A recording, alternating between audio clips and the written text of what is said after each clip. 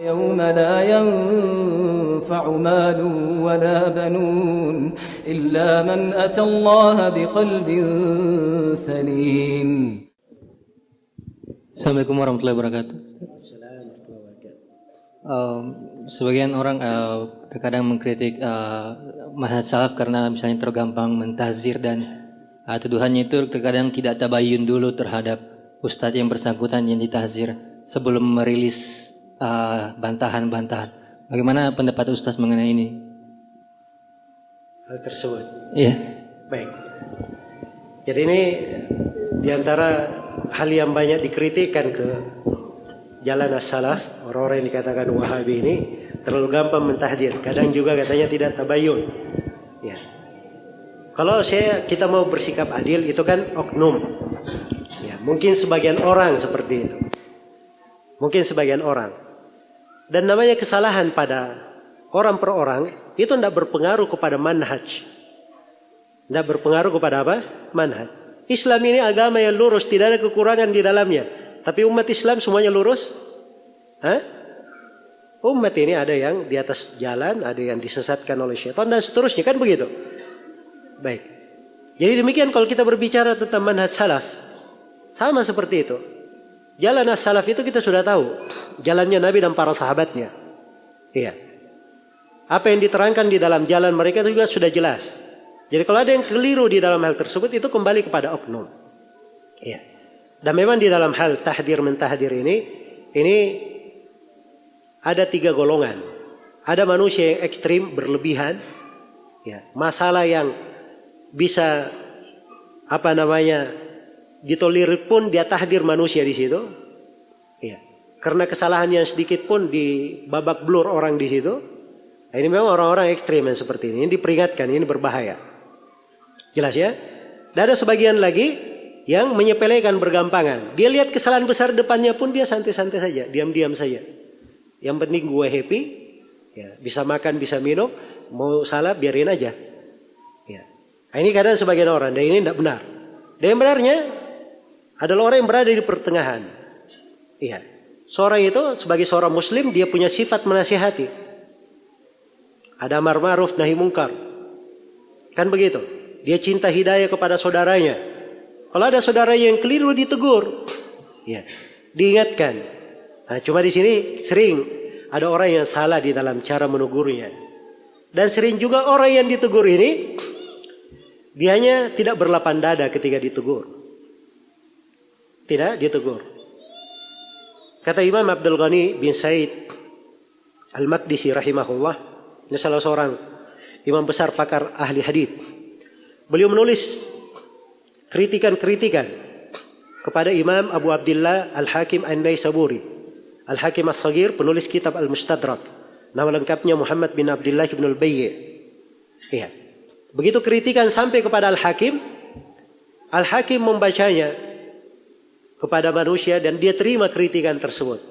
Kata Abdul Ghani Al-Maqdisi, saya pun tahu bahwa orang ini Al-Hakim adalah seorang yang akil, dia sangat berakal sekali. Sangat berakal. Namanya manusia pasti salah. Dikritik kok tidak mau dengar kritikan, gimana sih? Iya.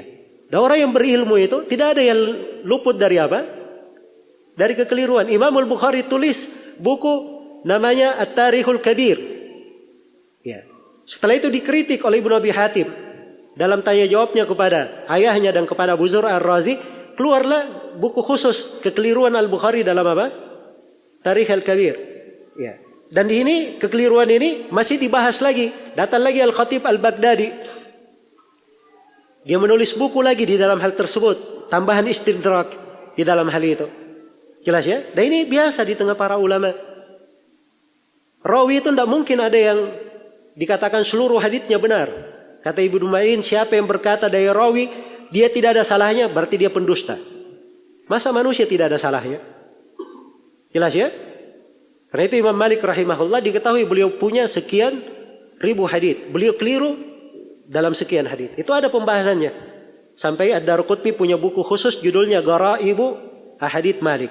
Hadits Malik yang asing, yang aneh. Jelas ya? Dan ini biasa. Jangan dikatakan Ad-Darqutni mentahdir Imam Malik. Ya. Tidak seperti itu. Ini hal-hal yang seperti ini berjalan di tengah para ulama. Pembahasannya ilmiah, maksud mereka nasihat. Maksudnya menjaga agama. Saudara kita kalau keliru, dibiarkan kekeliruannya, itu artinya dia mau jatuh di jurang, kita biarkan saja jatuh di jurang. Nah seperti itu seorang muslim, dia nasihati, dia tarik. Iya. Nah, itulah cara memperbaiki.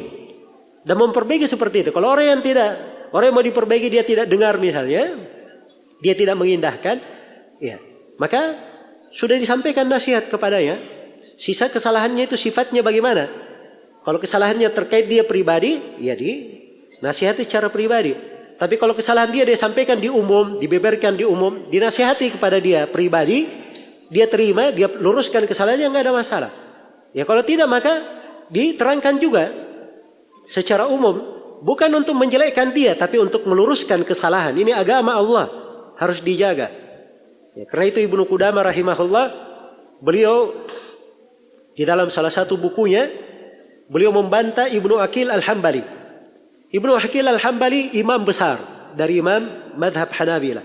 Dia punya buku karya tulis hampir 500 jilid yang ditulis oleh Ibnu Aqil Al-Hambali.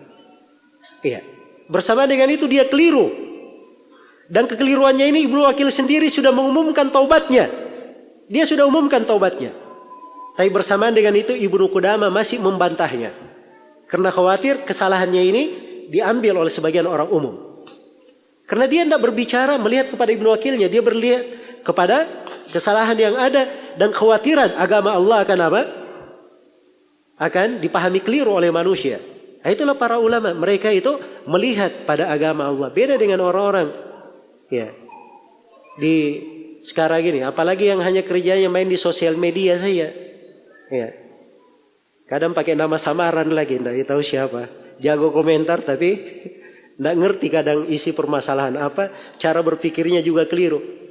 Ya, ini paling tidak dia jaga lisannya, dia jaga tangannya. Jangan dia berdosa.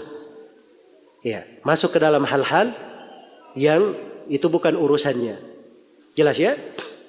Pernah datang salah seorang kepada Imam Qatadah bin Di'amah.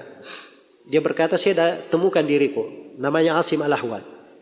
Wahai Qatadah, saya ketemukan diriku berat.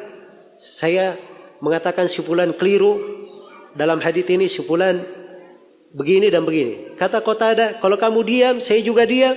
Kapan orang-orang tahu akan kekeliruannya? Ya, jelas ya? Maka ini yang menyebabkan para ulama itu berbicara. Penjagaan terhadap agama, juga nasihat untuk saudaranya. Nasihat untuk saudaranya.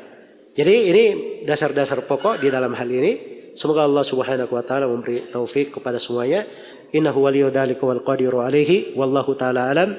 Subhanakallahumma wa bihamdik asyhadu an la ilaha illa anta astaghfiruka wa atubu ilaik. Walhamdulillahirabbil alamin.